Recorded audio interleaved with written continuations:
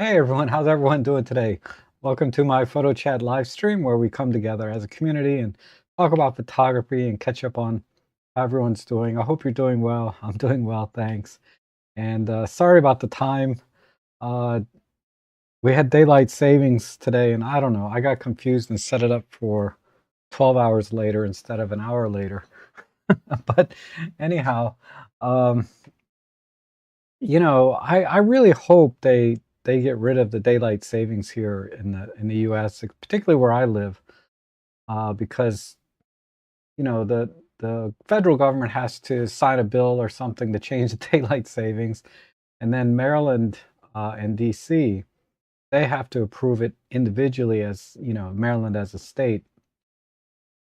Uh, so even if the federal government changes daylight savings time, Maryland, where I live, may not. Uh, it's just it's confusing enough that sunrise, sunset changes every day, right?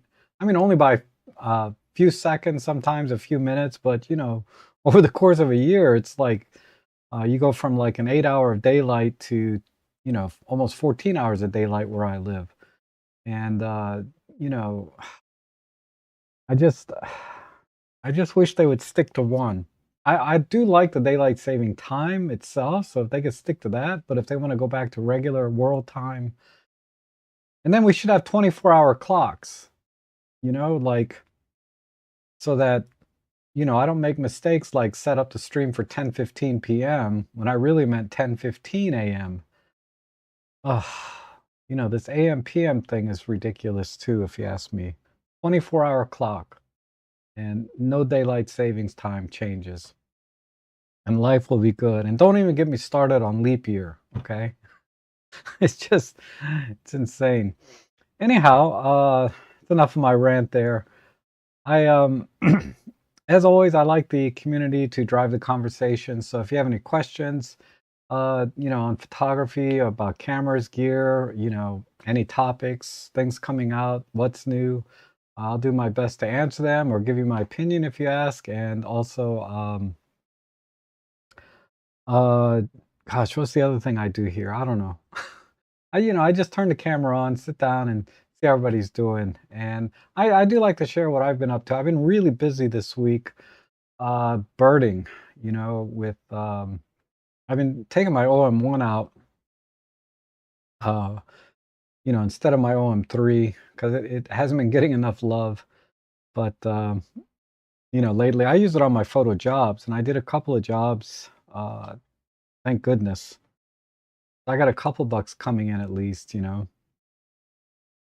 But so I'll share a couple of those photos, and also I wanted to talk about maybe I did an event 2 weeks ago, and it was just sort of an event like show at a senior center, and I wanted to share with you my lighting setup.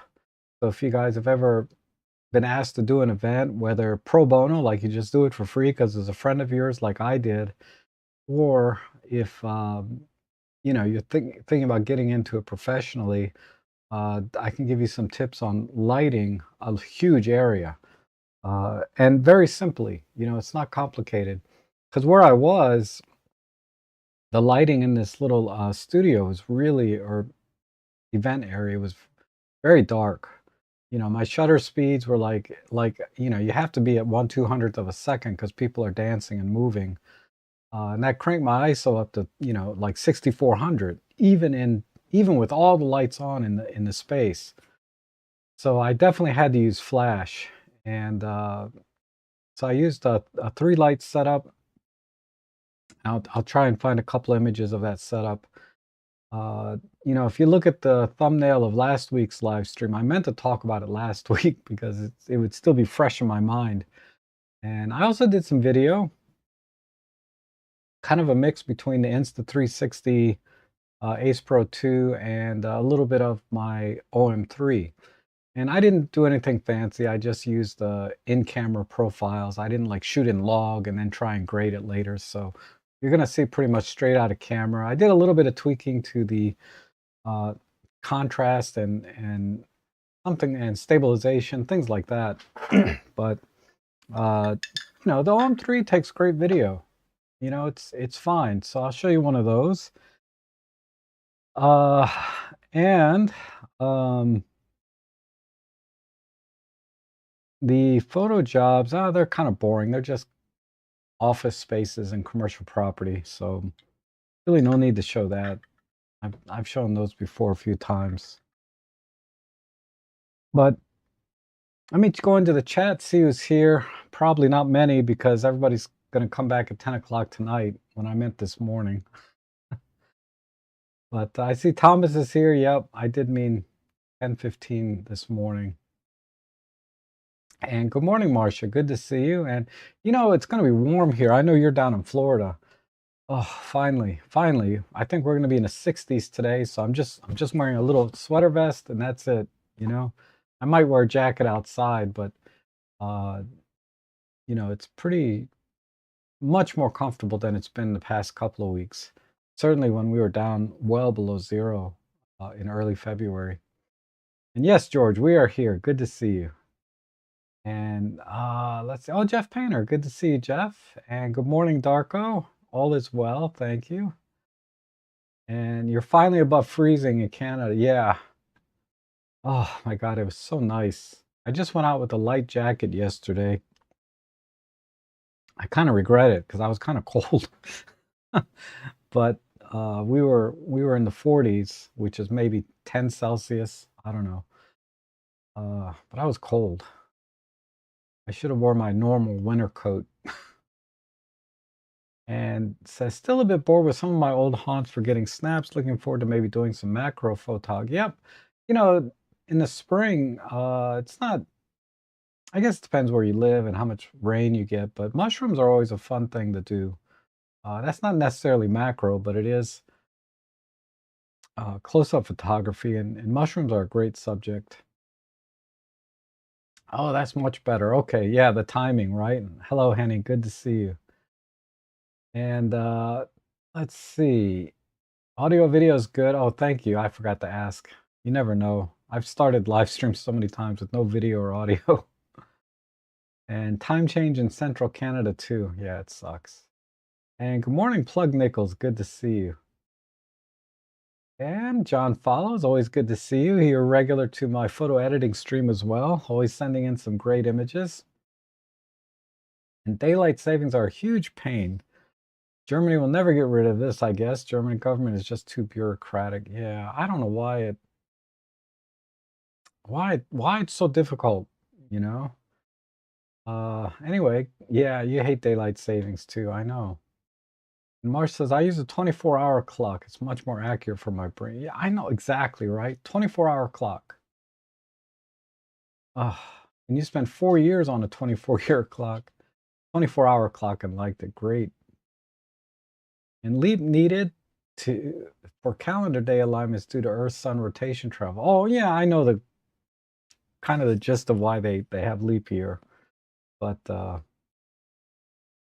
anyhow, there's got to be a better way than just inserting an extra day every 4 years. But I guess that's fine. You know, someone asked me, what month has 28 days in it, right? And the answer is they all do. Just a trick question. 24-hour clock is easily the more consistent and well simpler way once you get used to it, same as the metric and imperial. Oh gosh, yes. Metric, please, metric. Never gonna happen. I've watched a few videos on why it didn't happen, but you know, doesn't matter. You got to use what you use. I think in the UK you guys use both interchangeably, right?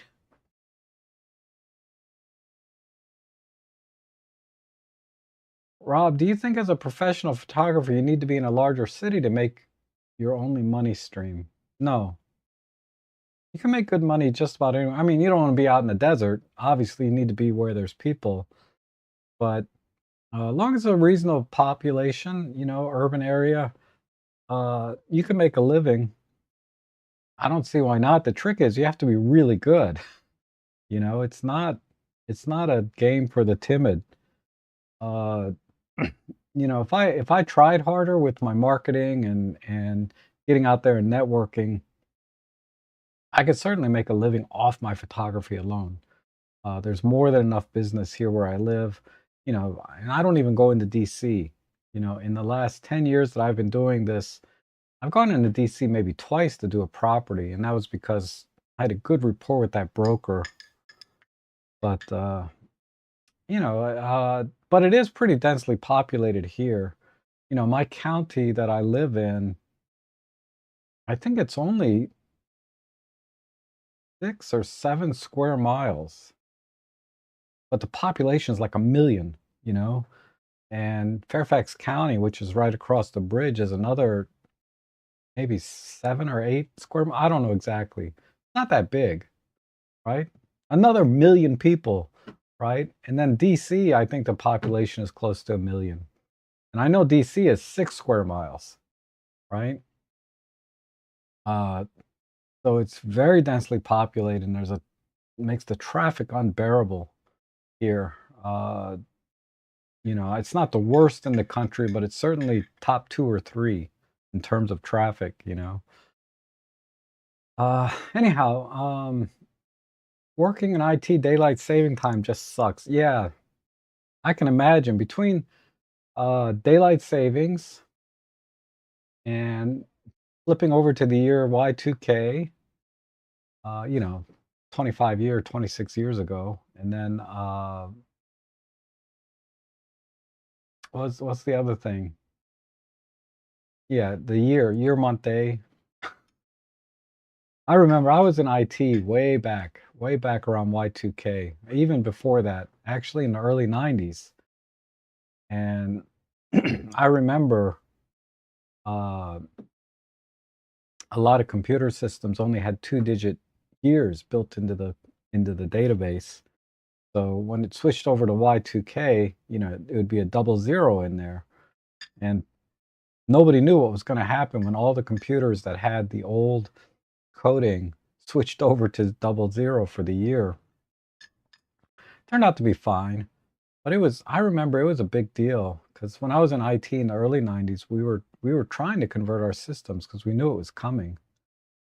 And they spent all kinds of money on crap because of that. It was just ridiculous, which is kind of what forced me out of the regular day job type environment because I just couldn't stand the politics and the 9 to 5. It was actually eight to 5, right? And the commute, it just sucked. And good morning, Roger. Good to see you. And let's see. Good morning, Julio. And JP, good to see you. What are your thoughts on using a camera mounted LED versus using flash? Well, the problem is LED lighting's not that bright compared to flash. So if you're going to be using it for close-up photography like mushrooms and macro, LED's fine because you're only this far away from the subject, and the LED is going to produce enough light in most cases. If you're talking about subjects 3 to, you know, let's say 3 meters or 10 feet away, LED light ain't going to cut it. Now, if we're talking about video, that's a different scenario, but it's still not bright enough. You have to probably get a rig or something and set up much larger LED lights. But uh, most LED lighting you see for video setups for vlogging, you're only holding at arm's length, and a couple of small 5-watt LEDs would be enough. But not for general photography, like trying to light up a whole room. That's not going to happen with an LED. You need a couple of 300 to 600 watt LED lights to light up a room, and you have to point them in a way so it doesn't blind people. Because LEDs can be really bright if they need to light up a whole room sufficiently and evenly and all of that good stuff. So on-camera LED, handheld, arm's length type video and vlogging, fine. Close-up photography, macro, uh, generally okay, except in bright daylight, and, uh, and that's about it, you know, um, for on-camera LED. Otherwise, flash is the best way to go, always. And Marco's here. Hey, good to see you, Marco. And greetings, Angelo. Good to see you. And let's see. Uh, why doesn't this? I'm in an interested. I need to use both metric and imperial. Well, metric's easy, right? But imperial can be tricky. I'm always constantly like somebody asked me the other day, 16 ounces is a pint, right? And I'm like, I think that's right. I don't know, because you have to memorize everything. And where I live, people don't want to pay for service. That's the other trick is you have to have uh, the right client. You know, obviously, if the client, if the people don't want to pay for it, they're not your client just by default. Um, so I recently reacquired a client that I had lost for a couple of years. I hadn't seen them in 2 years because I raised my price and they didn't like it, you know. So they got somebody else and they used them not quite 2 years, but almost 2 years. And ultimately, they decided to go ahead and pay a little bit more and use me instead because I seen the photography that the other photographer was doing, and they have the fundamentals down, right? But they're not good with lighting and flash. So all their photos were basically HDR, and then they would go in post processing and try to raise shadows and pull highlights. And the quality was okay, you know, it was adequate. I don't know what he was charging him, but if I just went in and did a bracketed HDR shot and delivered that, you know, it doesn't look good. It doesn't look good. So I always use flash and I do exposure blending. You know, I spend, you know, maybe 45 minutes to an hour on site, and then at home I spend a couple hours editing. And then round trip I spend, you know, usually an hour driving, sometimes two, depending on traffic. But I usually combine trips. You know, I make so commuting is kind of a different issue. But let's say I do another hour of driving round trip, like a half hour each way. And, you know, if it's longer than that, then I charge extra, right, for mileage and distance, tolls, parking, if any. But, you know, I try to earn, I try to make it so it's like 75 bucks an hour, right, for all of that combined. So 4 hours would be 300 bucks, right? And that's what I try to do. I don't know. You didn't ask me how much I charge, but I'm just giving you an idea. That's kind of where I'm at with my photography. And, you know, I don't know what the other photographer was charging, but, you know, for the work they were doing, they were probably spending the same time on site, 45 minutes to an hour. And then at home post processing, if it's all HDR, you can be done in 30 minutes or less, right? Uh, but I'm not going to deliver that kind of work, you know, that kind of quality. I'm going to deliver what I deliver, you know, which is a higher quality. And they finally turned around, and I guess so. That's what I mean by, you know, this is a client that did not want to pay, and I was fine with that, right? I was like, I don't want to. I'm not going to go out there for 200 bucks and spend all this time, you know, on site driving and post processing for $200. You know, um, that's just not worth my time. I'd rather just stay home and do a live stream or something. You know, even though this pays nothing, it's better than wasting my time doing all that work anyway. So, um, Yeah, you have to find clients that like your work, and also you have to be really good. You have to have a certain thing that people are willing to pay for. Like there's this natural light photographer that does real estate, right? He does mostly residential, but all natural light, no flash, and somehow does amazing work. I wish I could show you some of their work, but I can't remember who they were. But I remember looking at it and I was just amazed. And it got me thinking, why am I working so hard with all this lighting and exposure blending when this guy's just taking one shot in natural light and making it work? It was amazing. But because he was so talented at that, because even though it's natural light, you don't just set up your camera and take a picture, right? There's a lot of planning and thought going into the composition of where the lighting is. I would imagine he would have to come at different times of the day, so it's really turns into an all-day shoot to get all the different kinds of shots that I saw that he was doing. And and I guarantee he charges way more than I do, right? And just does natural light. So those clients, he's got clients that are willing to pay. So you have to find clients that are willing to pay for the work that you do. The work that you do has to be exceptionally good, right? Uh, for the price point that you're charging, because your what you charge has to be commensurate with the kind of quality of work that you do, right? Like I assume the previous photographer that worked with this my client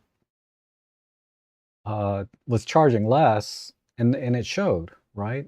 It showed in uh, the photography, what he delivered to the client.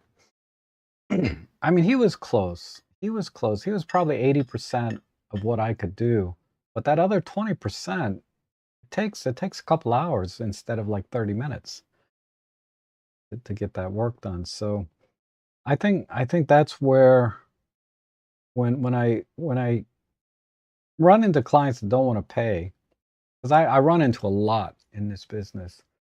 They I get calls like my clients will refer other people, right? And they call me and they say, okay, I got, like this 1,000 square foot space, small space.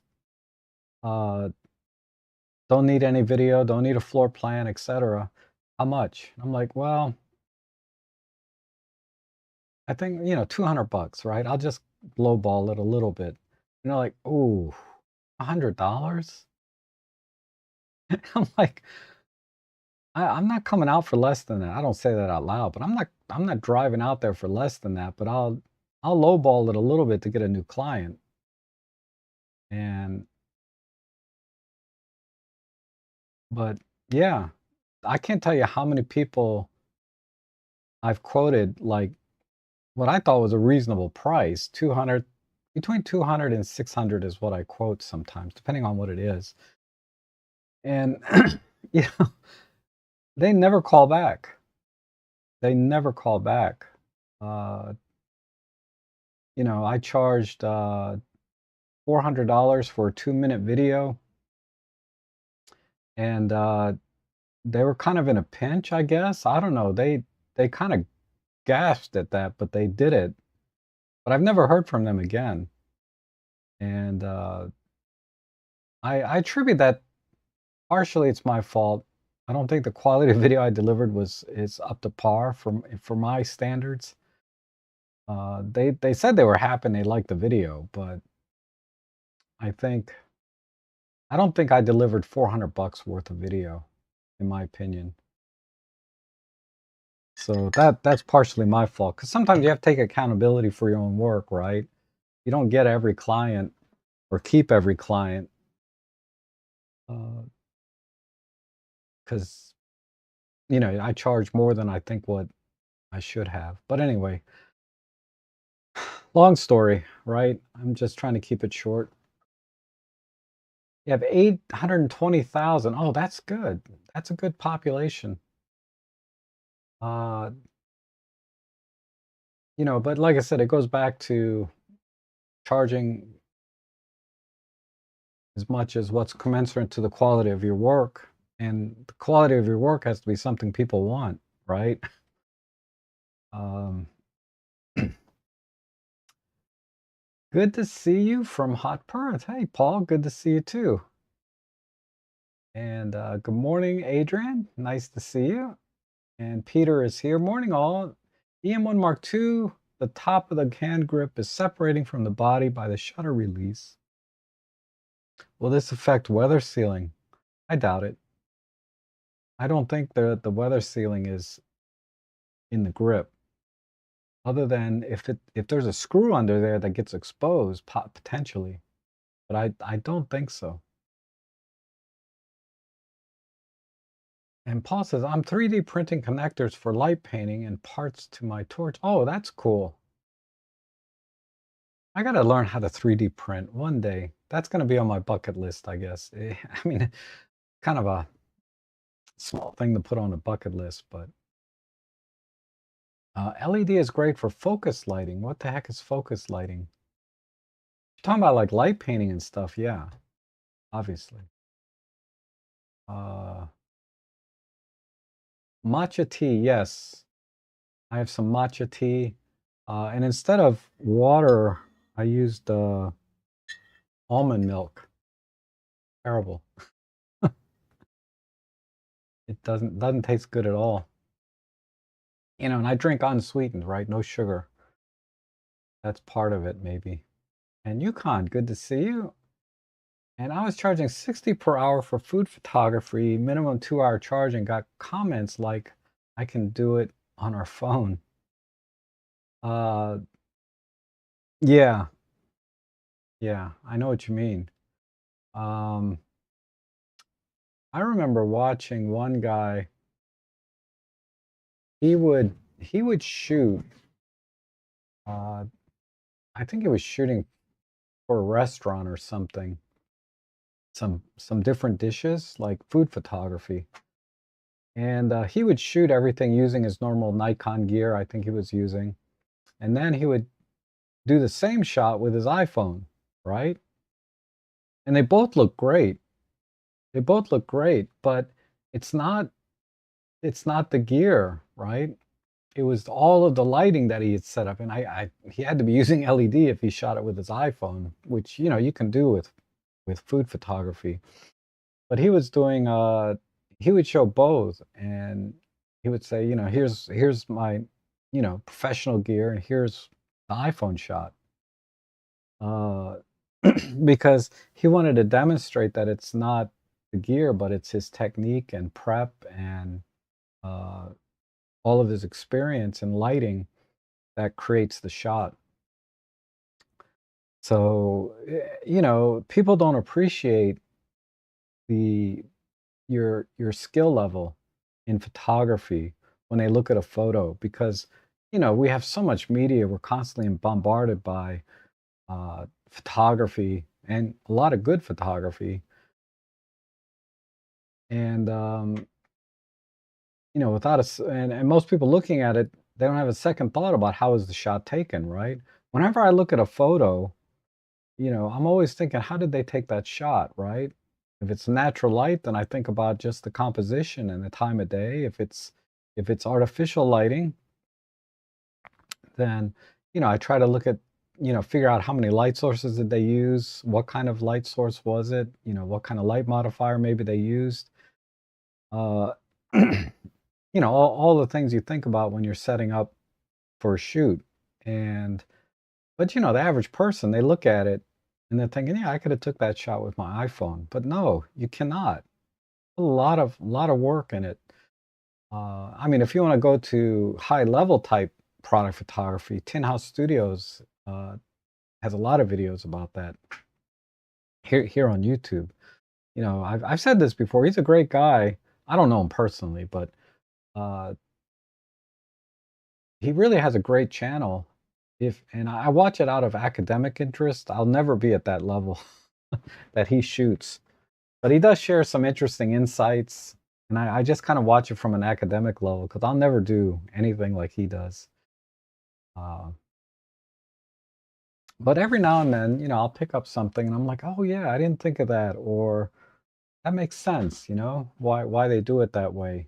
I mean, I don't need to do that, but it's interesting how you got that shot or whatever. But anyway, Tin House Studios here on YouTube is a really interesting channel. It's a great watch to see how high-end type photographers, do their photography. That's crazy. They are paying almost half that for fast food workers around here. Ooh, yeah, 60 an hour for a photographer. Like I said, it's if you're running into people that don't want to pay what you have, either they're not the right client for you, or your photography isn't up to the level that you're asking. And my niece is a professional life photographer. She shoots old Canons and makes a good living. She's very talented. Yes, exactly. So, like I said, the gear is irrelevant. If you have a very high skill level, that's always going to trump, whatever gear you're using. Angelo says, practice makes mastery. You need to experiment a lot in photography and also get out of your comfort zone. Yep, and that's true of any craft, right? Uh, Practice makes perfect. Or someone used to say, I think it was Joe Edelman. What was it? He had an alternative to practice makes perfect. I can't remember now. It was a good quote too. If it comes to me, I'll let you know. Never lowball to get a new client. You can set expectations where they need to be. Yeah, it wasn't. Yeah, well, when I say I'm exaggerating a little when I say lowball. I just sort of quote the minimum. I'll quote. I quoted the minimum price to go out because it was a small space. Uh, so lowball is not really the right word. I think the right word should have been I just quoted my minimum, right? I don't care if I have to go and photograph just a closet, okay? And that's it. I'm not going out of my house for less than 200 bucks. So that's kind of what I meant. Lowball is not the right word, but that is good advice generally. Don't lowball to get a client. What I did is my very first client, I did for free, like 5 or 6 properties to get practice and experience, right? And then I charged that first client a lot less than what I think a regular commercial photographer would charge. Uh, but the next client I got, I charged a little more, and that one after that a little more, and then I sort of plateaued to what I think the market will bear versus what my photography skill level is versus the kind of clients I can get for the work that I do. Um, and it hovers right around 75 an hour for where I live. I think that's about right for the level of quality I deliver and the kind of work that I do. Uh, and how do you see the future of professional photography in the future AI era? Well, I'm no question. I mean, this has been talked about a lot, but no question, certain types of photography, I think, will be gone forever. Particularly a lot of marketing and advertising type photography, where you don't need a graphic designer anymore. You don't need the photography to go along with that. You don't need to go on site necessarily. You can take your product and just give it a prompt and say, show my product on a tropical beach, or show my product in an industrial center, or show my product being used by, you know, some very stylish people, whatever, right? There's a lot of things like that. And AI is going to get to a point to where you can't tell the difference. It's already there, in my opinion. It's extremely difficult to tell the difference between uh, an AI shot and um, like I'll show you one. I did one AI shot for my client. Let me see if I can find that.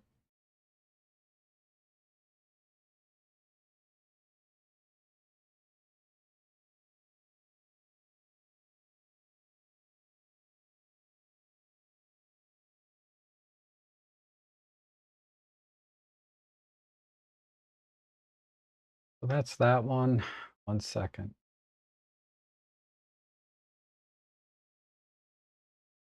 So here, here is just a standard shot, right? This was a optometrist, an eye doctor. No AI, just basic, exposure blended shot with flash, etc., right? And then um, I wish I could put these side by side. Let me try and do that.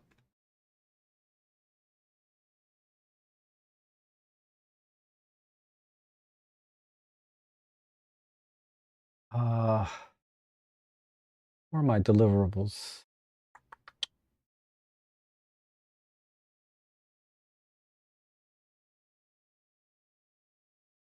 Client work. Hard drives are spinning up. But yeah, it looks so real. I'm going to show you though. It was really amazing.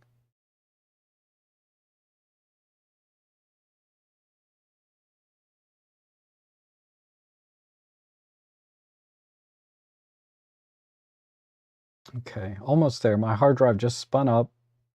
I'm just navigating to the folder. And then, uh,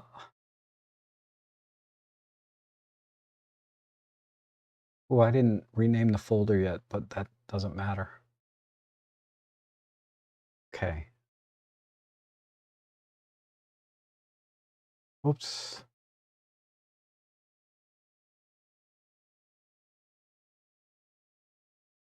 Two. Here we go.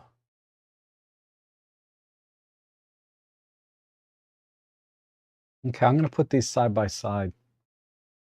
So, yeah, on the left is the AI generated shot. I just added people and I put a prompt in there. I said, put some customers around with an attractive salesperson helping them try different glasses on. I think that was my prompt. And, you have to put the disclosure down here, AI generated, right? But there's the regular shot. Here's the AI shot.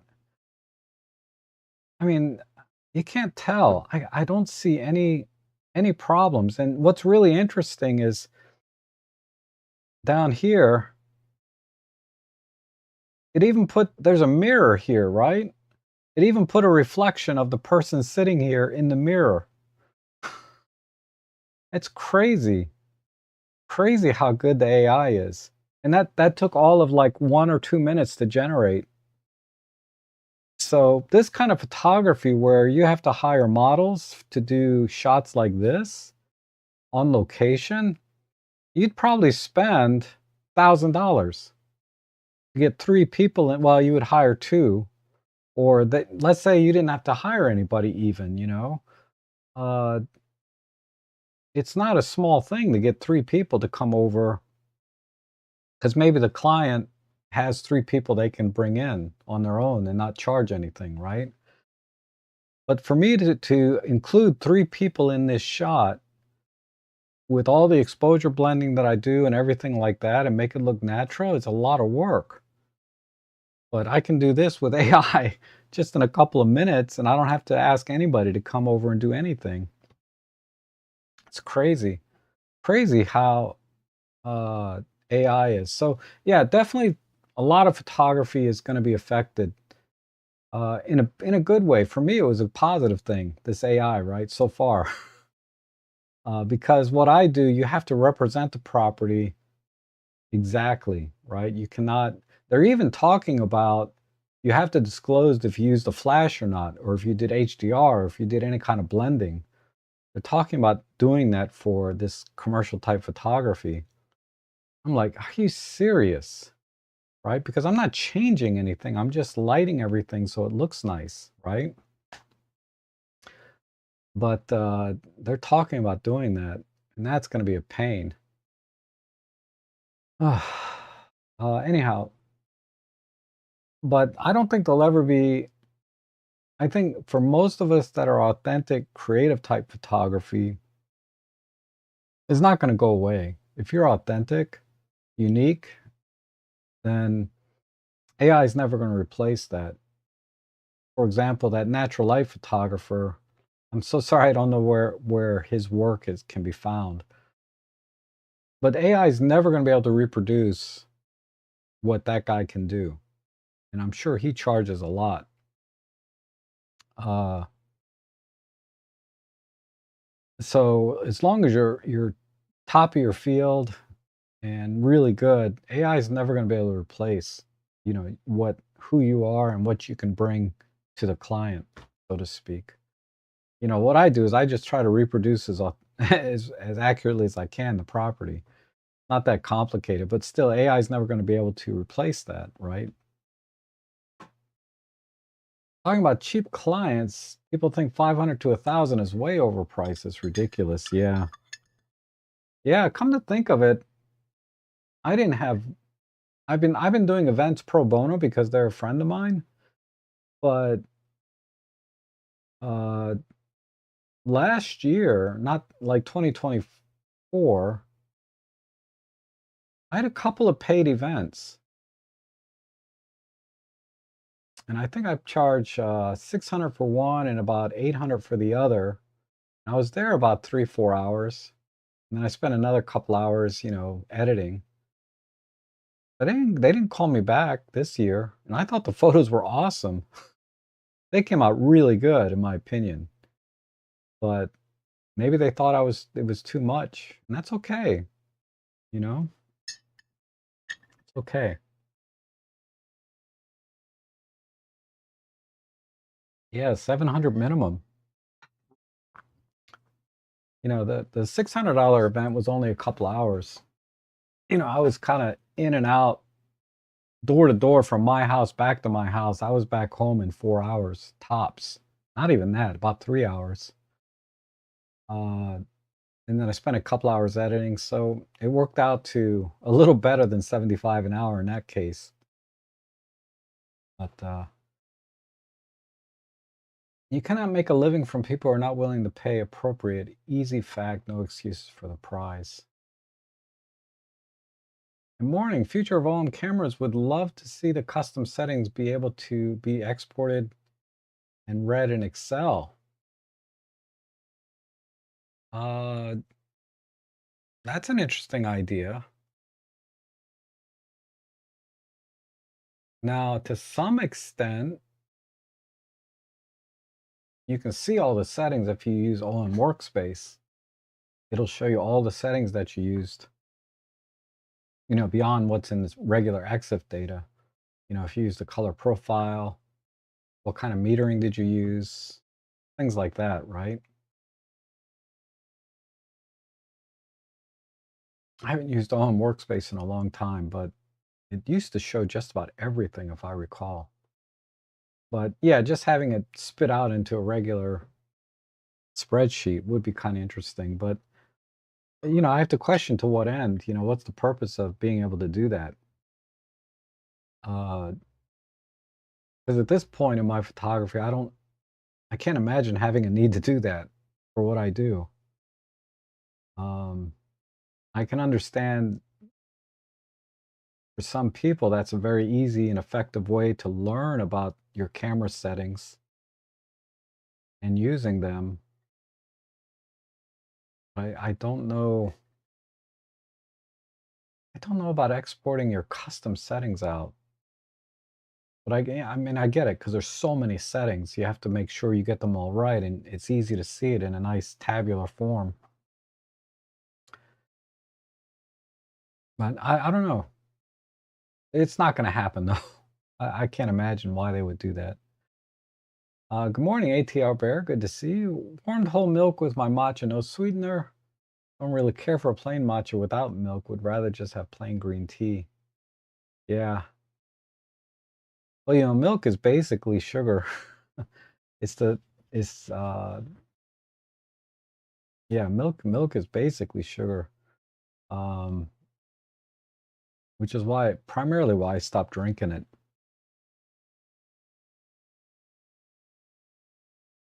And why aren't photographers? Why aren't photographers? Well, we aren't photographers. We are light management technicians. Yes, if you're talking about certain types of photography, definitely. Uh, product photography, commercial property, real estate, things like that. For sure, lighting and food, as I had a job long time ago, they wanted a menu done up and I charged 600 bucks for 5 hours with no editing because it was going direct to the printer that edit on site. Wow, that's good.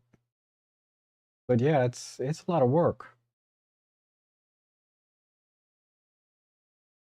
And Joe's comment, your next shot is, oh yeah, your next shot is, he also says, go and shoot and don't watch YouTube. Yes. Yeah, I miss Joe. I miss that community we had. Uh, Yukon Chris says, while compositional and technical photographic skills are very important, business acumen and confidence are highly underrated if you're pushing paid gigs. Yeah, you have to be kind of a businessman, salesman too, right? And you have to be competent on those levels about running a business. But it was like I was saying in the live stream last week when they asked me, what do I think is important? And I said, you have to be a good people person. With real estate, do you use any tilt shift lenses? No, I do not. I just shoot wide and then adjust. Uh,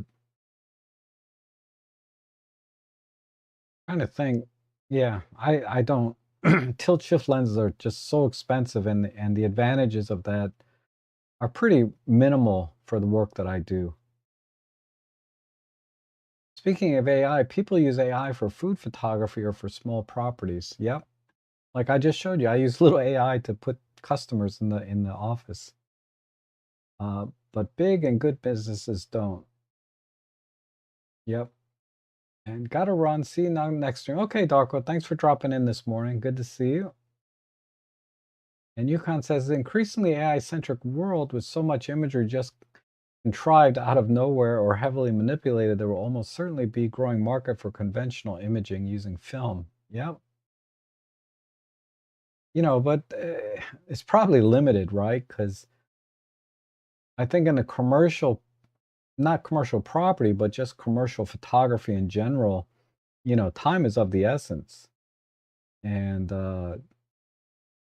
film is a very, very slow process. So,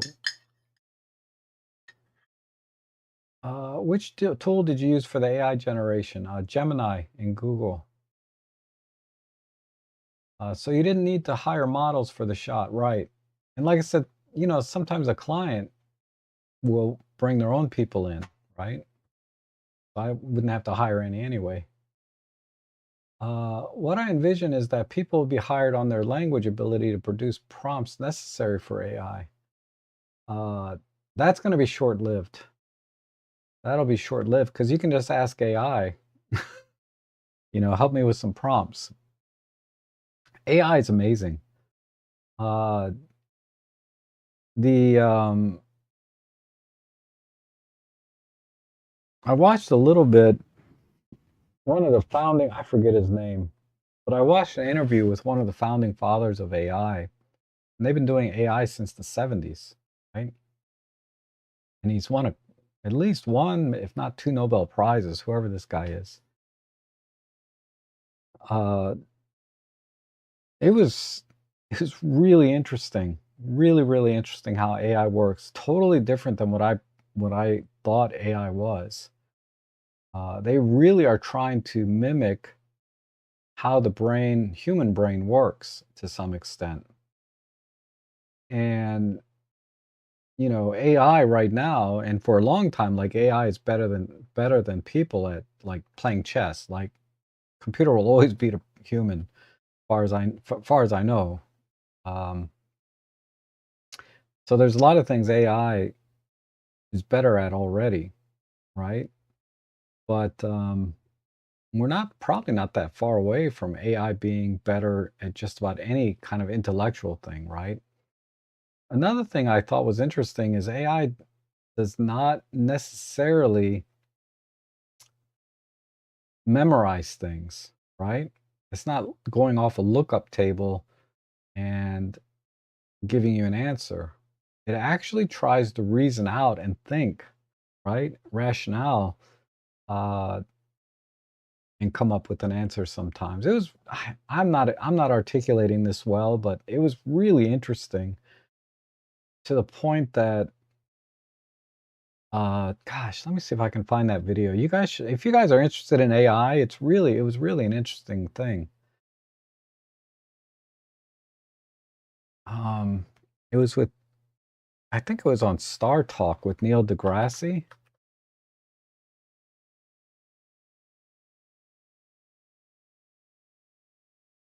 Yeah, this is it. This guy.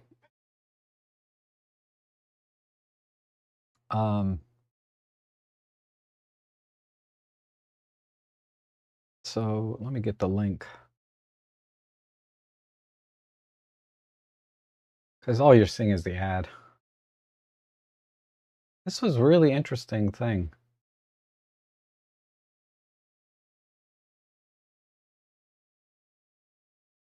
If you can get through that whole video, it's over an hour, right? You'll learn a lot about AI. It was a little bit over my head, some of this stuff, but it was really interesting in the end. And which AI? Gemini on Google. The real thing with AI is that models are running out of data to ingest. We will always have imagination to make a new thing. And see, Paul, that's where I think was one of my misconceptions. AI can think and have an imagination. I was surprised, and the way he explained it, how the AI works, it makes sense that it will be able to do that. It's crazy, crazy. So watch that. It's worth a watch. Which camera are you using for real estate photos and for event photography? 99% of the time, I use the OM1 Mark One. And for event photography, I use my OM3 now because it's just kind of a fancy looking camera, so it's a little more fun to take to events. Um, but I didn't have any event jobs this year other than pro bono stuff. I think if I was doing a paid event work, I'd probably use my OM1 for the dual card slot, just to be safe, right? And good morning, the great Vanzini is here. Good to see you. And Cuber says, I literally go crazy for one shot, like standing in a pool for 30 to 40 minutes, lay down on the floor, one shot. If you can't pay, I'm out. Yep. And before anyone asks, I'm Indian and people do weddings here in hotels and have to go in the water sometimes. Oh, okay. Yep. And Thomas says, on the M10 Mark II, when I shoot in manual mode with back button, I adjust spot meter exposure by half pressing the shutter. Okay. But what is changing? Aperture, shutter speed, and ISO all remain the same. So yeah, in manual mode on the M10 Mark II, there's no auto ISO. So everything is going to stay the same, even though you're spot metering. What you have to look at is the EV meter. That may change. You'll like see -1, -2, or +1, +2. The EV meter should adjust. And and then you have to adjust one of the exposure parameters to the exposure that you want. Increase the shutter speed if you need it darker, open the aperture if you need it brighter, raise the ISO, things like that. But on the M10 Mark II, it doesn't have auto ISO, so uh, yeah, nothing's going to change. Everything is locked in when you set it when you're in manual mode. I work in the AI field. Prompts are big right now. Rob's right, though. AI will have better understanding of your prompts in not too distant future. Yes. Oh, that's interesting. You work in AI. So it's crazy. It's insane how good it is. I mean, we all get impressed by sort of the videos that we see and how realistic they are, but when you kind of go under, if you want to look at the behind the scenes, like how is AI working or creating these things, it was really fascinating how it actually works. Tom says, a chess fan, I have to correct that. AI is actually not good at chess. Dedicated chess programs that use brute force to calculate the move can beat any human, though. Yes, thank you. A little nuance there, right? But yeah, I used to play chess back in high school, and there wasn't at the time, back in the 80s, I don't think there was a time when a computer could beat a grandmaster, for example. But it wasn't long after that, right? And try taking that image you did using AI and repeat the process, image plus prompt. Odds are you will get a different outcome. That's what I find interesting. Yes. But there are ways to um, apparently, you can create a character or a model and reuse that same model over and over again. But that's a whole different AI tool, right, than what I was using. What I was using was just for free, right? So I just put it in there. Uh, Interestingly, though, I did do a couple of trial runs, and I did get the same salesperson, like the blonde. They did give me the same person each time I ran the prompt. So that was kind of interesting. I do remember that. But I think, yeah, to get consistently the same people over and over again, there are AI models that will do that. And if Neil deGrasse Tyson was involved, there would be much exaggeration and misinterpretation. Yeah, there was three people on the panel there, and uh, I thought Neil was fine. He was quiet most of the time. Most of the time, it looked like he was going to fall asleep. Actually, if you watch it, he's like, he's not nodding off, but he looks bored to tears. But I guess that's his like thinking hard look. The chess example is AI beating a person in a specific topic. That's an ASI superintelligence. Surprisingly, that seems to be easy for developers. Okay. And the real challenge is AGI, where right at the edge right now, or we just have gotten the first shot with the new agents. I know. I I, I just can't believe how good AI is. I mean, they even talked about, at what point does it cross the line into being self-aware and conscious, right? And they talked about that a little bit. I have to rewatch it. Sitting for an hour watching something like that, it was hard for me. Three blind men and an elephant did an instant video regarding AI. And yep, I may have seen that. I don't recall. Uh, I don't connect with him as much. I've watched his videos time to time, but very sparingly. I mean, he's an interesting guy. I don't want to take anything away from his work or what he does. He's very successful, I assume. So I'm not criticizing him at all. I'm just saying that I don't connect with his channel too well. The kind of content that he makes, because he he's just kind of sitting in his chair the whole time and say, "Hold that thought. We'll come back to that." That kind of thing. And my problem is I can't hold a thought that long. And let's see, Serge, good to see you. Uh, it gave you the same people you were in the same session. You didn't prompt AI to change it. Ah, okay, that makes sense. Makes sense. And Paul says, I've used ChatGTP to evaluate and critique some of my images. Would recommend trying it, but don't take it too seriously. Yeah. Hmm.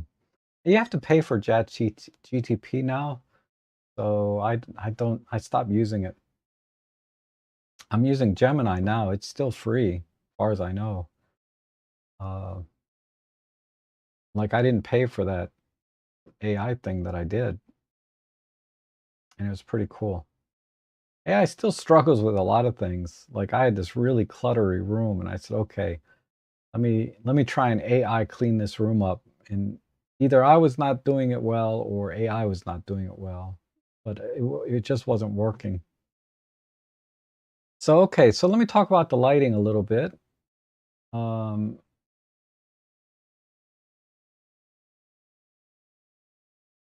if I have any images that show the lighting.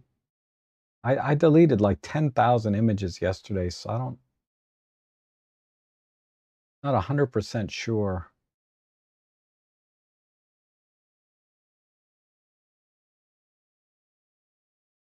Hmm. Well, here's one. Uh, where did all my...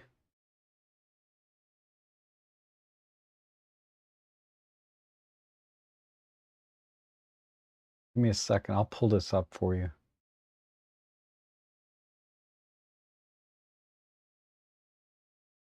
So this is the event that I did. Here's me standing. I'm standing here, taking a shot over here. And then you can see right here, I don't know if I can...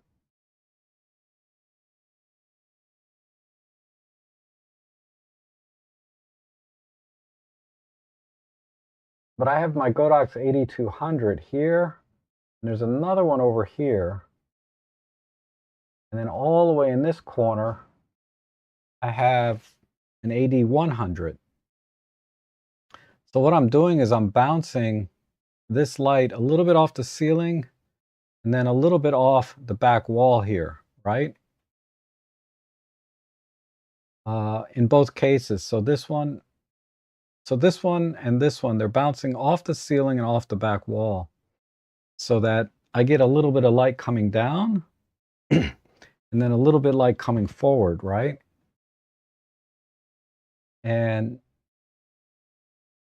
now I'm getting front lighting because uh, if because I don't have room for umbrellas and huge light modifiers to make a nice soft light. So I had to just use bare bulb, basically. And with bare bulb, you can use any wall as a giant modifier. And the light came out pretty soft. So there's that. So that's kind of the scene, the room, the space. And like I said, I was like at 1/200th of a second. I'd have been at like ISO uh, at least 3200, sometimes 6400, depending which side of the room I was in. It was crazy, crazy. It wasn't bright at all. And then let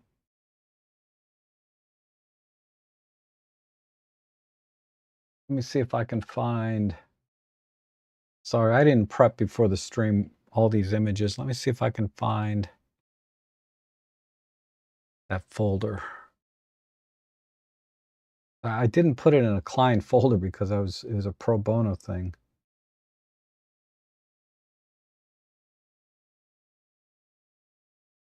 Did I label it yet? That's the client folder. Hold on. Should have labeled the folder. Yeah, I did.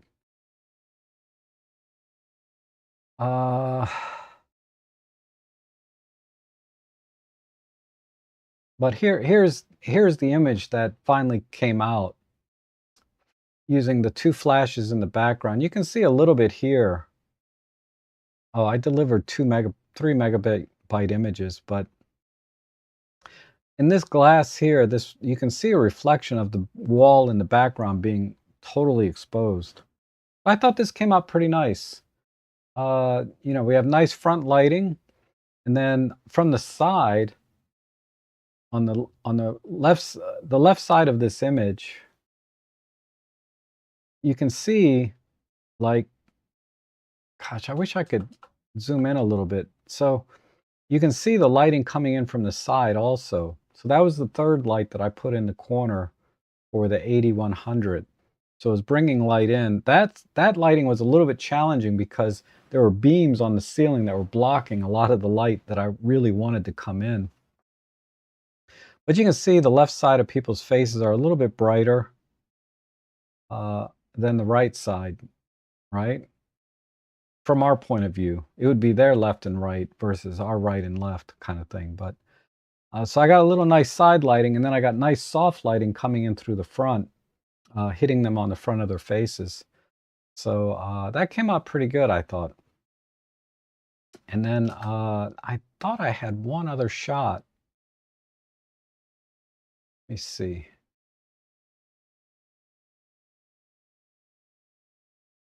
There, some of you may have seen this one. There's a shot of me getting ready. So there's my 8 OM3, right? I'm just grabbing a bite to eat before I start the job. There's my OM3 with the Lux Master flash. I always like to use this flash at events because it's kind of fun. And the OM3, of course, is kind of a fun camera. And let's see, that's me unpacking. So I have my EM5 Mark III here as a backup. Didn't need it. And anyway, I unpacked everything already, but I had all my flash gear in here. I thought I had another shot. This gives you an idea of the lighting in the room. You can see how dark it is back here. And all in the corners and all back in here. It was really, really dark despite all this fluorescent lighting. Let's see. There's one other picture I wanted to show you. If I can find it.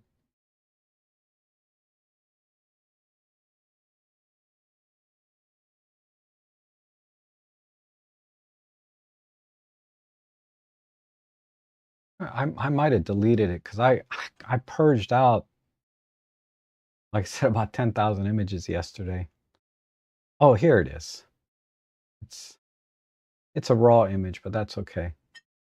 So this shot here, you can see I have, you can see how the 8200s, there's one here and one here. So the center of the room is right here where these double doors are. So I had a light here because it's hard to tell sometimes because it's such a wide angle. But the center of the room, so you can see how all this light in the back, it works like a giant diffuser to shine the light on the front. And then over here, you can see the light from the AD100. And here's the beams. This beam was a pain in the ass for this light. Now, potentially I had an option to bring the light on the other side of that beam, but then the problem I ran into was the flash was in the frame, right, where the people were performing. So I couldn't have the flash in the frame. So I moved it back, but it worked out okay. The other problem is there's a mirror here, so I wasn't getting as much bounce or reflection as I wanted. I had to crank up the power, almost full power on that one, I think. I don't remember exactly. But I didn't have to use full power on these. And I didn't want to because I wanted to blend the ambient light together with the flash so it looks natural. So like here's a shot where the 8200s misfired, and the only thing that fired was the, oh no. This was not a misfire, excuse me. But I was testing the light from the side, the 8100 that was off to the left side of this frame, to see how much lighting I was getting onto people's faces. So I was pretty content with the lighting here. And then probably the next shot or two, here you can see where it's firing off in this corner. And it was providing just enough side light to the subjects based on this shot. So that was one of my test shots. This is an ambient light shot. So like I was saying, I wanted to mix ambient light with flash. I wanted to mix just the right amount of ambient light together with the flash. So that's what that shot is. If there's any other test shots. Yeah, this was probably a misfire. I fixed the misfiring problem pretty quickly, but this was probably a misfire. But this was about the right amount of ambient light. I think I've already purged a lot of the images out of here. What is this one? Yeah, I tried to set up the 80-100 here, but it was just in the frame of the shot. There was this big bright spot in the frame, so that's why I ended up putting it way over in this corner back here where behind the piano. So anyhow, so to summarize, basically, I set up 2 bare bulbs facing the wall to create a big giant softbox. I set up a third light to the side to create side lighting, and then I adjusted my exposure so that I had just enough ambient light coming in to make it look natural. So it didn't look like it was a completely shot with using flash, but looked more natural. And then I had an on-camera flash too, right? The Godox Lux Master.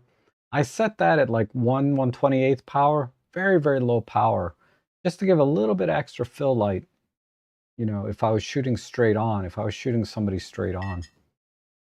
So really 4 lights, you know, in general, right? I was using 4 lights all the time. And oh, here's one other shot I can show you. This is with just the 280-200s bouncing off the rear wall. So it created this little bit of shadow up here, which ended up not being a problem. Sometimes this shadow up here can be a problem because then it looks like you used a flash, right? But I think in this shot here, I wasn't getting enough ambient light because now this shot looks like it was done with flash, right? This looks like you used a flash. It looks terrible.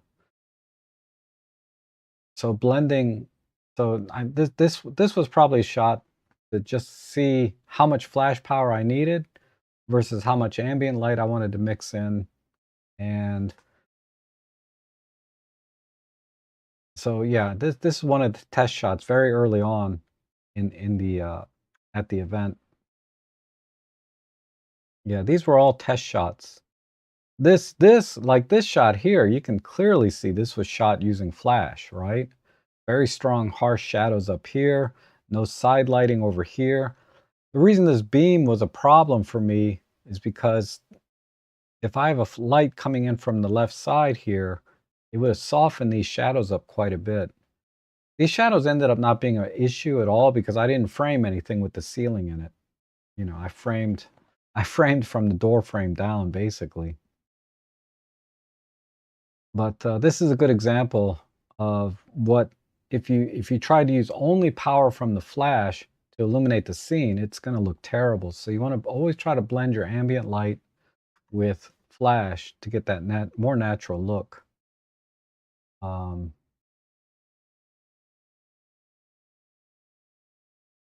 you know, like these are the raw images straight out of camera. You can see there's a nice blend of ambient light and uh, flash together. Okay, so any questions on that? I guess.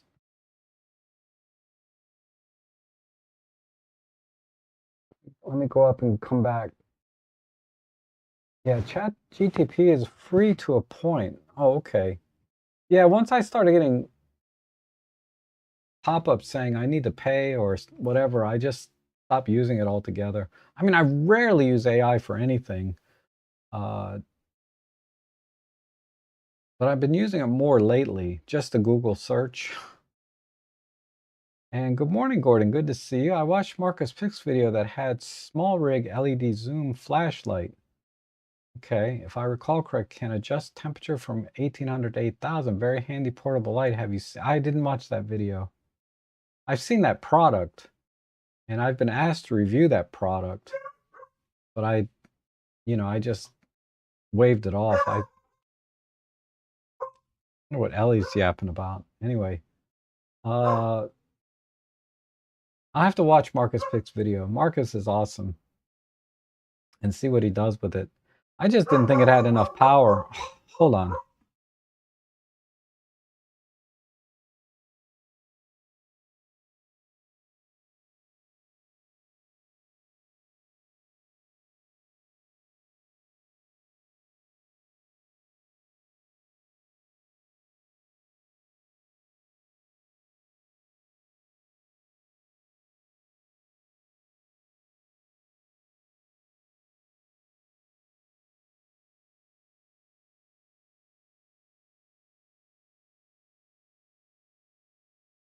Sorry about that. Okay, so yeah, I didn't review that product.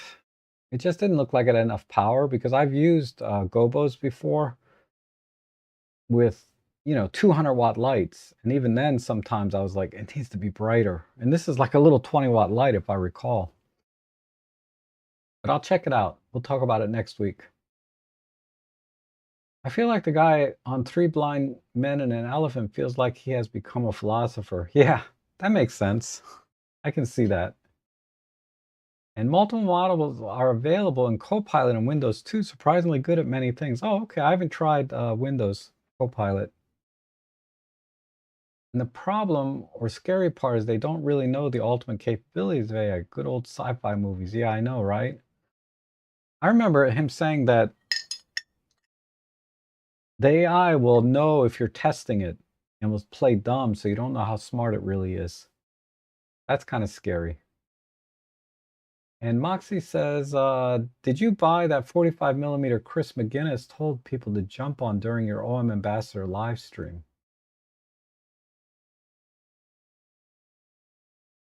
No, I did not. Yeah, 45 millimeter lens? I have the Olympus 45 1.8.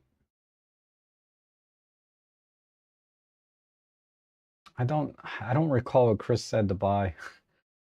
He might have said it while I was out because I had to walk away for a little bit. And hit the thumbs up. Oh, thank you. Rob deserves more than 48%. Wow.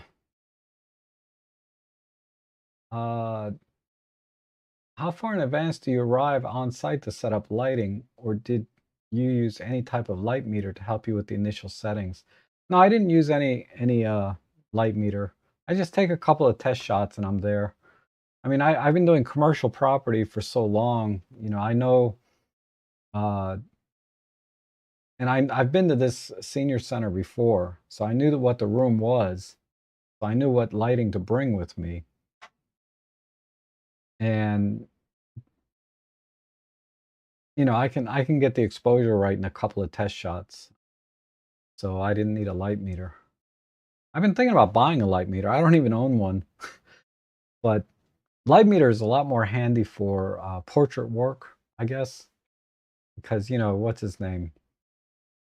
Gavin Hoey uses one all the time, and a lot of other photographers, they use that little light meter and they say, okay, 5.6, 5.6. All right, we're good. Yeah.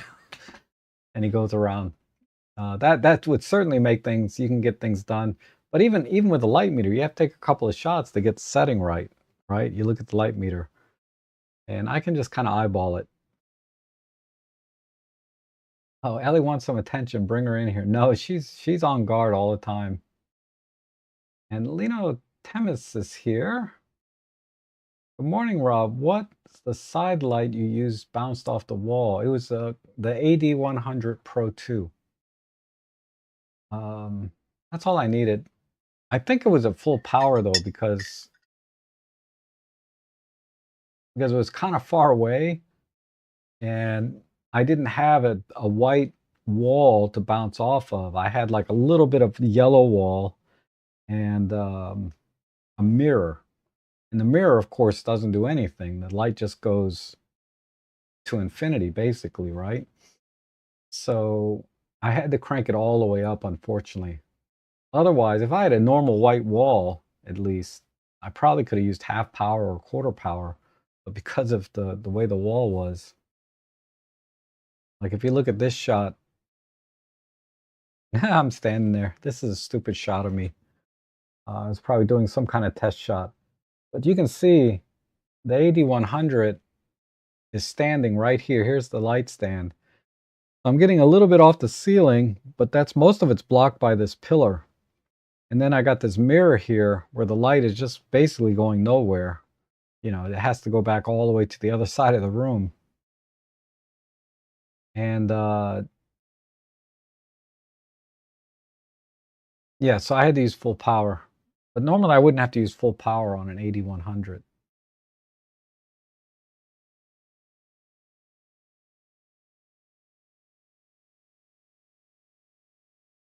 Okay. And thanks for the manual mode spot metering info. Oh, you're welcome. And the Gray Vancini says, I've been using small handheld light meter. It adds fun element. I've heard there are some light meter apps that work too. Yeah, you have to buy the light meter adapter, right, that plugs in, but um, I used this one, but it's not terribly reliable. I got it like on some clearance for $100, but when it works, it's really good. But when it's I could like the other day, I couldn't get it working at all. I don't rely on it for anything professional, but I do use it sometimes just to experiment when I'm testing things. But I need to buy a proper like Seiconic light meter. I'm debating if I should just get the simple like the LS308, or should I just go all in and get a, an LS858 or whatever that top end model is. Do you have a link? Yeah, I put that in the chat a little bit higher up. But just search for Star Talk AI, and that should come up. It should come up for you. It was the 45 1.8 for 250. Yes. Yeah, I already have the 45 1.8. Great lens. Light meters are handy for setting key light and fill light. Yeah. Yeah, typical for portrait work, right? It makes a lot of sense. Yeah, I might get one. I kind of like the high-end Seiconic model because it'll tell you flash duration, uh, and some other stuff that the smaller, cheaper one does not do. And Paul says, I have a flash meter that I used for portrait shots with my Mia RB67 and my flash setup. Yep. In the film days, it was almost mandatory, right? And not the film days, I should say when you're shooting film, you almost mandatory, you got to have a light meter. Because you can't like do a bunch of test shots, and they don't have, you can't do the Polaroids anymore, so to speak. So what are you going to do? I've been on a little break from Micro Four Thirds. Been playing with cheap old Canon DSLR. Lots of fun. Yeah, it's awesome. The DSLR experience is kind of nostalgic at this point, right? So it makes it kind of fun. And Lino says, following the telephoto discussion from last week, I have the 40 to 150 f2.8, but I'd like a little more reach for when photographing my son playing football. I'm thinking of either the 1.4 TC or the 75 to 300. What would you suggest? The 1.4 TC. So that'll put you at what, 200, right? Or 2.25, something like that. And that should be more than enough reach for most sporting events. And you'll be at like f4, right? So that's certainly a lot better because sporting events, typically the lighting is kind of low.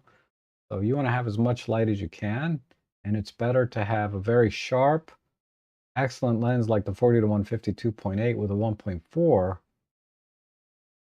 reaching what, 225 or 220, something like that, with a lower ISO, wider aperture. It's better to crop in that little bit extra that the 75 to 300 would give you, because the 75 to 300 is like an f6.7, I think, on the long end. And that's going to be very detrimental. Cheap Seiconic at 100 is all plastic. It works just fine, but if you drop it, yeah. Yeah.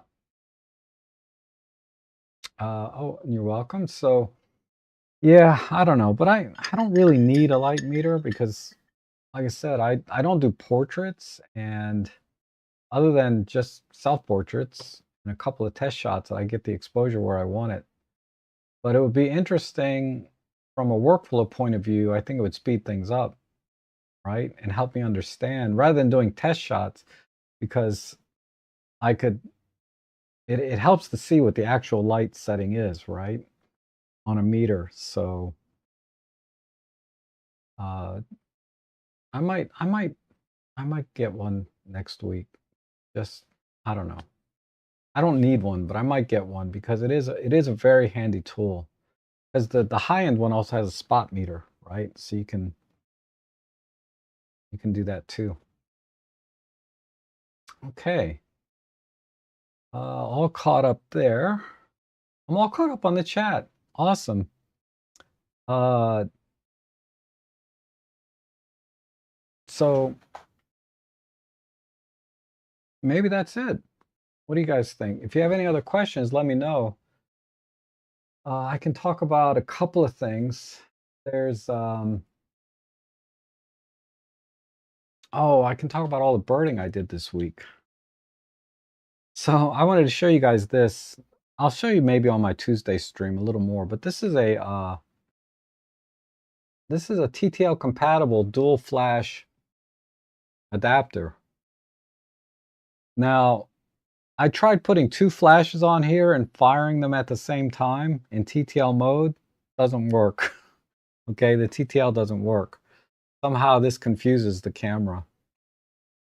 But what I mainly wanted to use it for was to be able to put my trigger on top together with my, the flash trigger together with my remote shutter trigger over here at the same time. Because right now, all this time, I've just been dangling the remote shutter trigger off the side, and I would have my flash trigger mounted directly to the camera.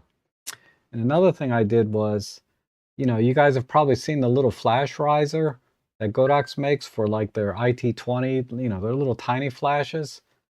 Well, when I have this mounted on a tripod kind of up at eye level, it's hard for me to, you know what I mean? It's hard for me to see the settings, right? So I use this little um, flash riser to tilt the trigger back so that I can see it. Because like I said, when it's like this, and if I have the camera at eye level, which is quite often, right? It's hard for me to see the screen. So I just use this flash riser. This is the TRO, yeah, the TRO flash riser. This is just a dual TTL compatible. So if I have one flash, if I just have one flash or trigger on this dual flash thing, it works fine. The TTL works fine. But when I have two flashes on here, or two triggers, it doesn't work. Okay. So just a little tip and trick this week. If you ever need to do something like that, like I said, photography a lot of times about problem solving. I had a very small problem that I was able to fix using using the riser and then using that split dual TTL flash shoe. Okay. And Paul says, I fired up my Canon 70D and Tamron 150 to 600 for some birding. It felt very clunky. Yeah. Yeah, that 150 to 600, man, that's a big lens. And then the 70D, yeah, focusing wow, that's rough. That is rough. I mean, it can be done. I used to shoot with my D7 7100 or D750. I can't remember which. Nikon F mount with a Tamron 150 to 600. And yeah, that was it. I was so happy to get rid of that gear. It was so big and heavy. I usually take my 12 to 100 f4 on overseas trips. I want to reduce weight and size of my kit. What do you think? Traveling with I assume you mean 12 to 40 f2.8. Instead, using handheld high-res shot and cropping in post. No. Uh, you're better off with a 12 to 100 f4 and not cropping.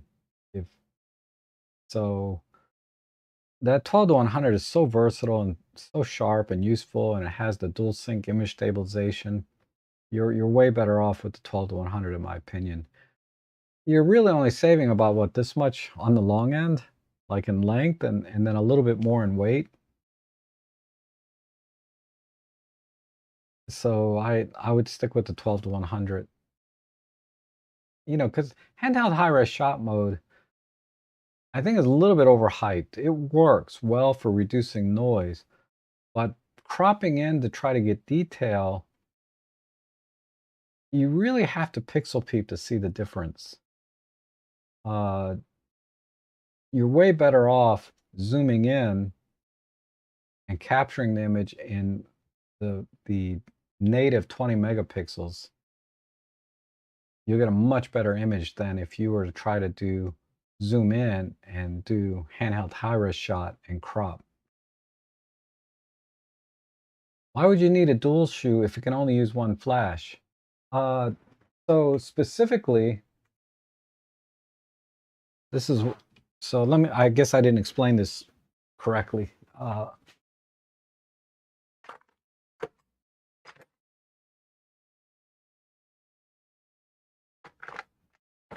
right. So I have the camera mounted on a tripod, right? And I'm doing selfies, for example, or I'm doing some kind of product photography and I have, you know, on a table, but I'm standing somewhere else arranging. Anyway, the camera's on a tripod. And what I did originally was, this was my workflow originally.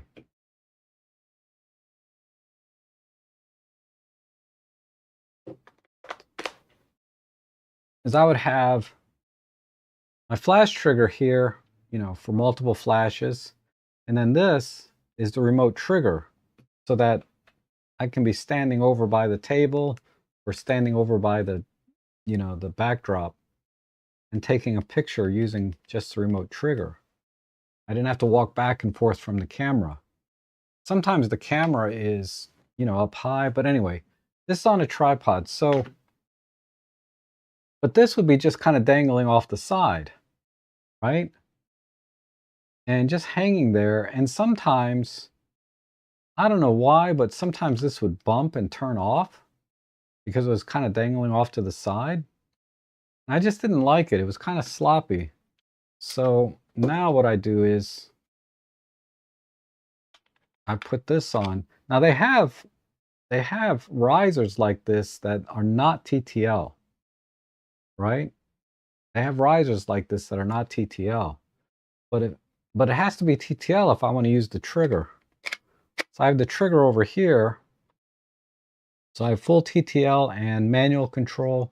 I always shoot manual anyway, but I wanted to mount both of these things on top of the camera like this, so that I didn't have this just kind of hanging off the side. So that's why I needed this. I hope that makes sense, right? I mean, I think I paid $12 for this. It was like on one of my deals. I don't know if you guys watched my Tuesday live stream. I don't think I showed this, but I got this on sale for like 12 or $13, I think. I see, you know, for 12 or $13, you know, I can have a much cleaner setup. Because you should see the rig that I had before. I had this big cage, you know, going around my camera, and then I had, you know, I had this with a big cable. You know, I had one of those TTL cables that went from the camera, you know, to the thing. And then I had, you know, cables running off of this. It, you know, it was just ridiculous. And then I had this wily thing to make it tilt up. But now that I got this little TR riser and I got this dual thing, you know, everything is, I can now have this. So now I can have all of this. You know, I can see the flash. I can make changes to the settings. I don't have this trigger dangling off to the side. And I can just mount the camera to the tripod. Because what I had before, I had this whole rig set up. And it was just kind of bulky.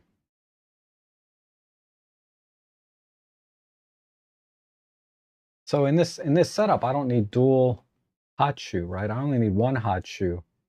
But if this was not a hot shoe, if it was just a cold shoe, then this wouldn't work, right? It has to be a hot shoe. I went on a birding walk yesterday, paid for and supposed to be learning photography, learning opportunity. It was terrible, saw next to no birds, plus one guy kept telling me I should get a second camera in full.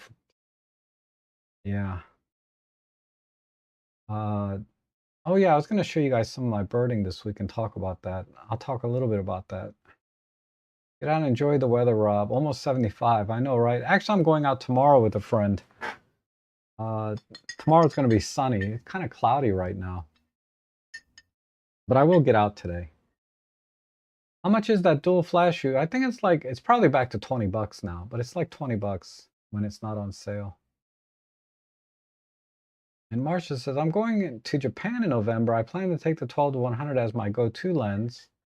Lots of landscape, especially Mount Fuji. Should I take the 75 to 300 for extra reach? Planning to take the 7 to 14. Wow. I mean, if you want to carry, bring as much as you feel comfortable with, right? Those are all good choices.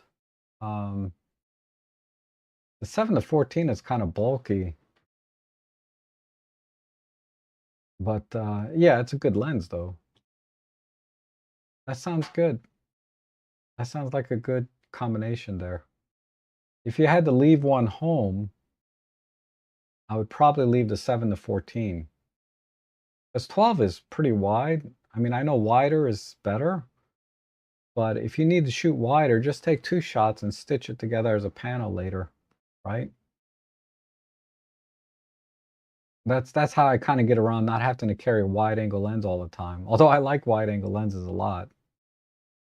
A lot of times, if I don't have a wide angle with me, I'll take 2 or 3 shots and then stitch it as a panel later.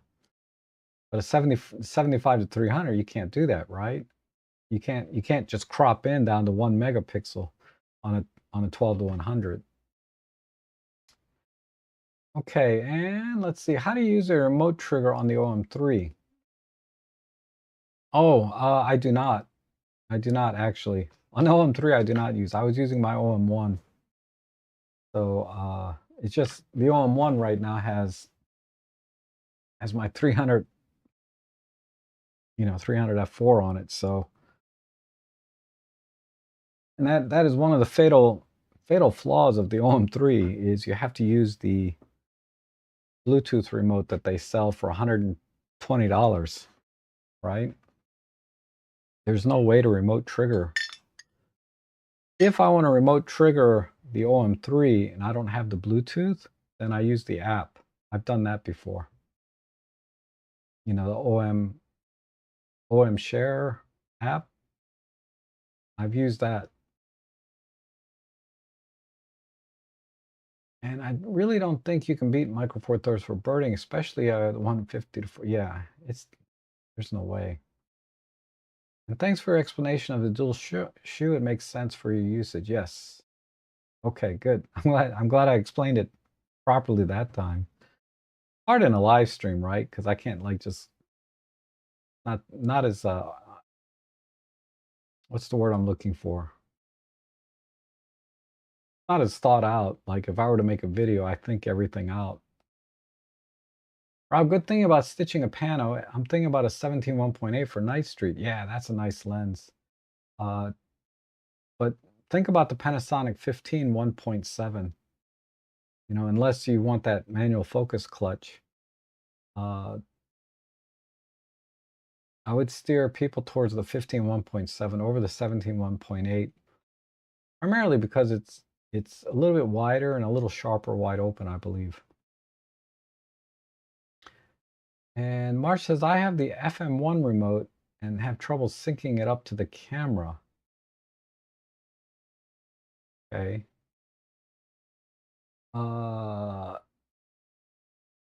Yeah, I don't have a remote, so I can't tell you what my experience has been with it, unfortunately. If you have the new one's supposed to be better, but yeah, I'm sorry. Sorry, Marcia. I don't have any experience with the remote trigger. So let me show you a couple of birding shots, and I'll give a couple of interesting ones. The photos, the photography itself's not that great, okay? But uh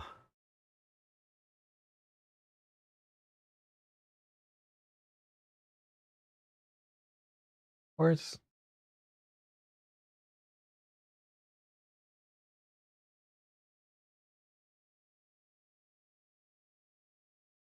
yeah.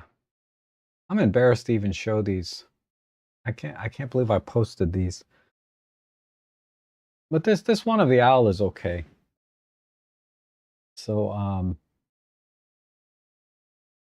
you know, this is a barred owl or barred owl.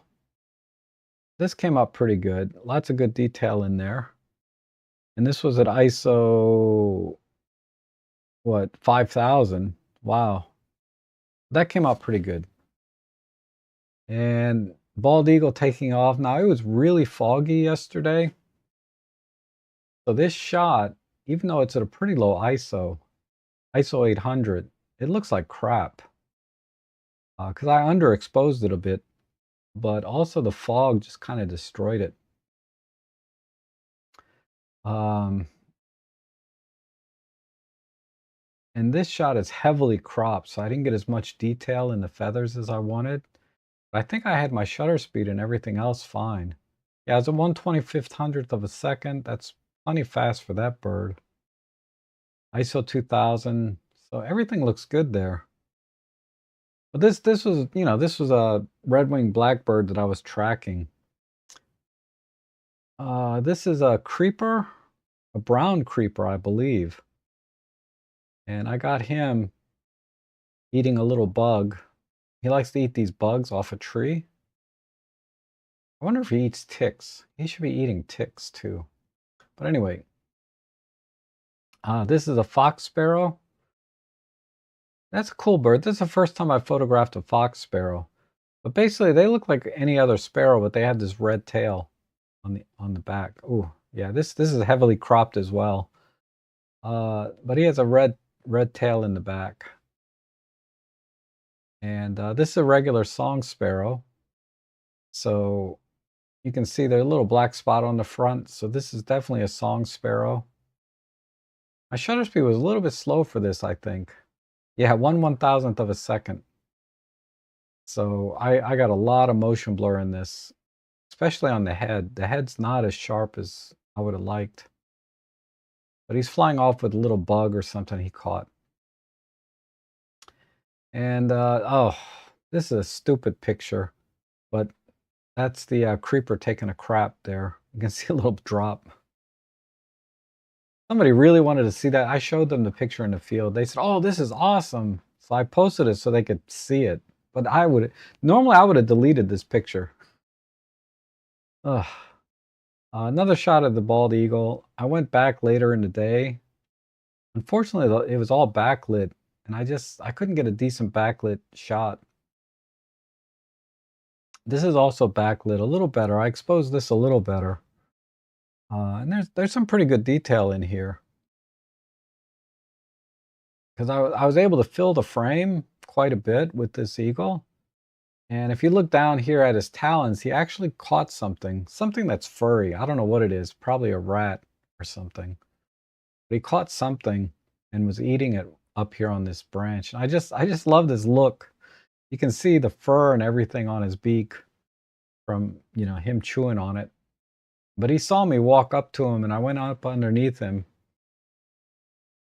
and I took a picture, and he was just eyeballing me. This is another shot of the owl. Again, I had a little better lighting here, so my ISO was lower on this. So I had better fine feather detail. I was at ISO 1600 instead of 5000, right?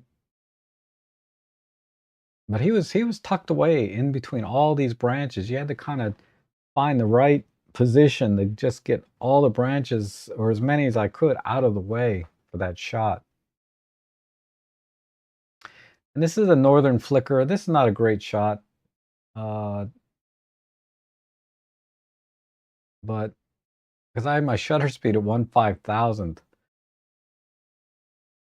I had it, so I ended up with an ISO 4000, right? I was waiting for him to take off so I could get him in flight because when this bird opens up his wings, this beautiful like yellow and red color underneath. It's really beautiful when it's in flight. But he never took off for me. My arms got too freaking tired because there was a flicker on my left side and then the bald eagle was on my right. So I was waiting for one to take off so I could get one in flight. And well, anyway, when you split your time that way, you end up getting nothing in flight because the eagle took off and then this flicker took off and I got none of them in flight. I didn't get either one in flight and my arms were getting tired. I mean, I was standing there for about 15 minutes. Ugh. So anyway, I I I experimented a little bit with stacking, right? So here I got 10 shots stacked because I was shooting at 50 frames per second. So I got 10 shots out of those 50 frames where the eagle was relatively steady. And I wanted to compare the detail against a single shot. And these were both processed with deep prime, noise reduction and all that stuff. It's probably hard to tell here in the stream, but there is just a little bit more detail in the feathers and everything than a single shot. Now, when I say 10 shots stacked, I'm talking about focus stacking, right? So I focus stacked 10 shots. And I ended up getting a little more detail in this shot versus this one. So you can go to the page and pixel peep this if you want. And these are 100% scaled. So you're not losing any pixels by looking at this if you go directly to the thing. But I'm still experimenting with this idea of focus stacking shots in the field where you're not actually focus stacking, you're just, I'm just trying to extract more detail out of the one focal plane and reduce noise potentially. I don't think it really does that too much, but I do get more detail, but it's I don't know how different it would be in just using handheld high-res shot mode. So I'm still in this gray area of comparing handheld high-res shot versus focus stacking versus just processing a single raw. I can tell you, long story short, a waste of time. Because the amount of work you have to put in to just get one extra feather of detail, not worth it in my opinion. I'm just kind of doing this as an academic exercise, right? But I can tell you the amount of work you have to put in to get this, I don't know if it's really worth it. But from a bigger point of view, let me see if there's anything else. Oh, I didn't show you the raccoon. There was this raccoon. This is a terrible shot too, but I had to crop in quite a bit. And it was a very high ISO. I'm at ISO 64,000. uh, because it was still dusk. I mean, twilight, right? There was no light and it was cloudy. But I think for ISO 64,000, it came out okay.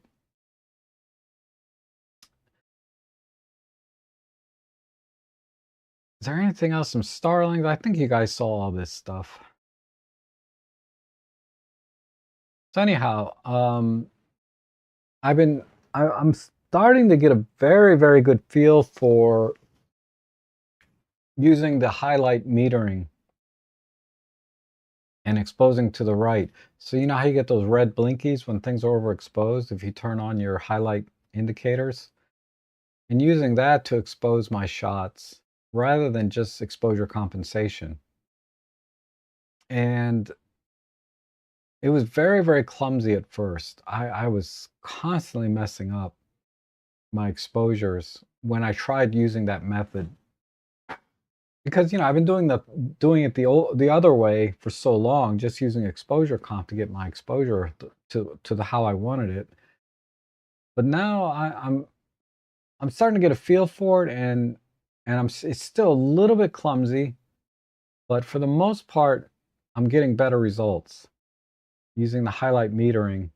So once I kind of get the workflow down and all the settings down, I'm gonna make a new bird in flight video. I think Lee Hoy's already done one, so you can watch his, because I got the idea from Lee Hoy when he was on the annual meetup. You can check out his channel for doing birds in flight, his settings. But I'll come up with my own video and my experience of doing it this way with the OM1 in particular. It'd be the same for any of the other OM cameras, right? The OM1s Mark II or the OM3. But I'm gonna do another video. But I just need a little more time in the field doing it that way. And Paul says, I use the OI Share app. Yep. And I often use 2-second delay instead of having a remote. I don't want to rely on the phone. One more thing to worry about. Uh, so yeah, for a lot of product photography, no problem, right? Just set up a 2-second delay. I'm not using the remote shutter to minimize camera shake, right? I'm using it because I'm not near the camera when I want to take a picture. So, for example, I was doing some product shots. I was selling some stuff on eBay, and I had the camera set up pretty high overhead because I was doing a flat lay photography. So I couldn't reach the camera. So I just used the remote trigger. And, I couldn't reach the camera and I wasn't near the camera. So that's when a remote trigger makes a lot of sense, because my purpose is not to minimize camera shake. It's because I just don't have access to the camera easily. Especially if you're like in a much bigger space, if you're outdoors, you could be standing 10 feet, 20 feet away from your camera and arranging things, people like models or objects, whatever. And, you don't want to have to run back and forth to and from the camera.